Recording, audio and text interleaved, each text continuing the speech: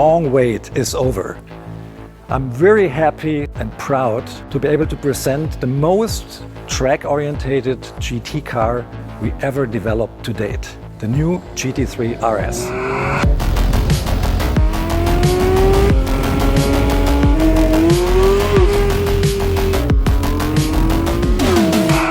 One thing when you first look at the car is very obvious. It's all about aerodynamics. It looks very much like a race car, and it has aerodynamic values, downforce values that are double as much as we had from the predecessor. That means at 285 kilometers per hour, there's 860 kilos of downforce on the car. And even at 200 kilometers per hour, we have 410 kilograms. That is a lot, and that helps a lot on cornering speeds, especially in high-speed corners. And how did we achieve that? Active aerodynamics. A huge rear spoiler, 6 feet wide, higher up in cleaner air than ever before, and 2 modules hidden beneath the front lamps that have active diffusers that work in synchronicity with the rear flap that goes up and down to get maximum performance on track. And this car does not only feature a lot of aerodynamic components that we use in the GT3 R race car, we even stole a feature from Formula One, which is a drag reduction system that the pilot can activate via a button on the steering wheel to reduce drag and give the car the best performance out of the corners on the longer straights. Everything on the car has a function. If we start with these nostrils here on the front hood, they're there to guide the air that exits from the radiator, which is hot, to the sides of the car, to both sides of the car, and keep the air outward of the center section where the intake system of the car is located. The cooler the air, the more oxygen we have, the more power the car can produce. And we're doing this by these nostrils and these fins here on top of the roof, which have a slightly curved geometry to guide the airflow away from the center section. This radical aerodynamical concept is not only in the middle section of the car, it's on both sides of the car as well. The airstream enters here, and there's not a radiator anymore like on the predecessor. There is a module hidden beneath the headlamps that is electronically operated with 2 diffusers. So we guide the air through these diffusers, guide it on through the control arms and all the suspension parts here, which are shaped aerodynamically. So we have a profile on each control arm here that contributes to the downforce of the car big time. We have another 40 kilos of additional downforce solely by using this aerodynamically shaped control arms. If the air goes on, it gets ventilated through these vanes up above, which we know from the predecessor, which work a little bit more efficient even. And we use this section here, which is a little bit drawn to the inside, to exhale the air a little bit better out of the wheel wells. And for that, we had to construct a new door that is made of carbon fiber. These vanes here guide the air close to the body to prevent swirls that are causing back pressure. We don't want to have that. And then guide the air here through the side of the car into these intakes here, which are not used anymore for intake charge of the car, which are part of the aerodynamical concept to accelerate the air, guiding the air mostly and as flat as possible to the side of the car by using these vanes here. And that's not everything. There's a lot of air entering in the front, underneath the front splitter. The whole under construction of the car is full of vanes and guiding flappers to get the best aerodynamical results. A lot of speculation was going on. What kind of engine would be in this car? It's a 4-liter flat 6-cylinder engine, normally aspirated.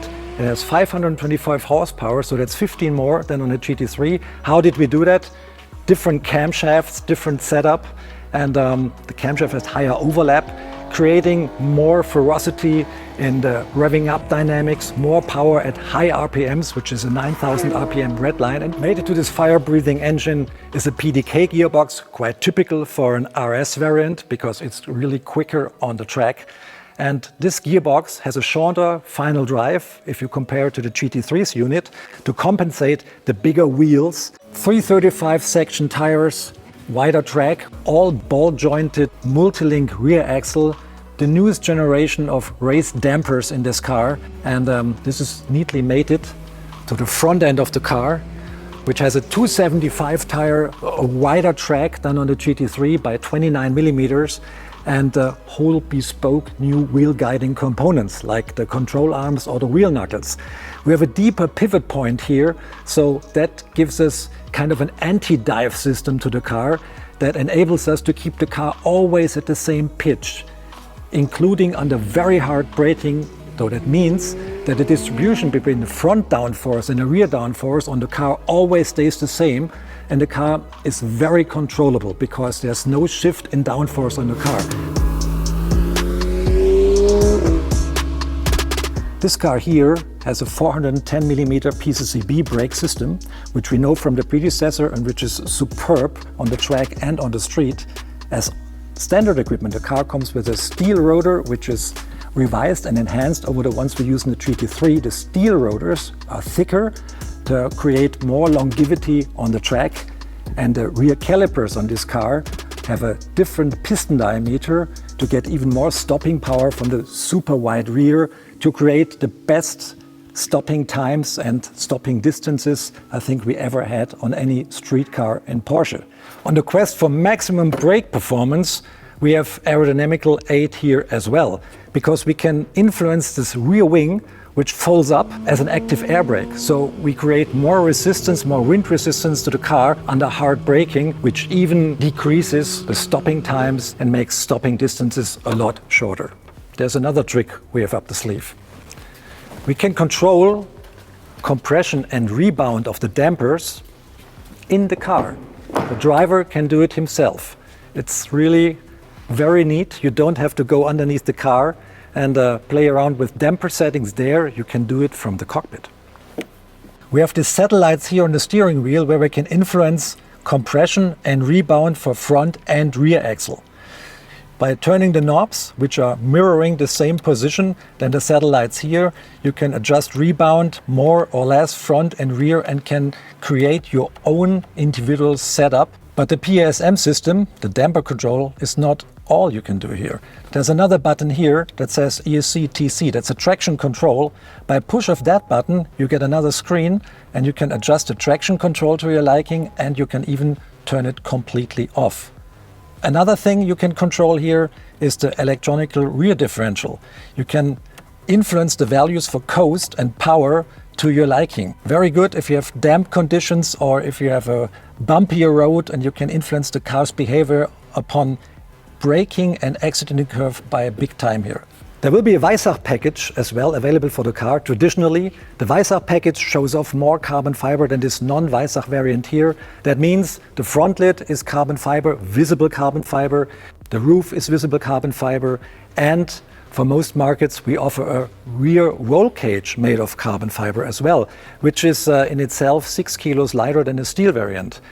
Another goodie here for the Weissach package is you can order the car with magnesium forged wheels as well, which shave off another 8 kilos of the car's overall weight, which in its lowest spec is 1450 kilograms, which is quite a low figure for a car like that, for the size of the car and for all the technology involved. So that rounds it off. I think we have the most hardcore GT variant to date standing here behind me, and there's so much technology and innovation going on, not only to make the car faster, to make it more fun to drive as well. I love to drive it, especially in the high speeds corners on every given track. It's mind-boggling what this car can do. It's so much fun, and I really love to drive it, and I'm absolutely sure you will love it too.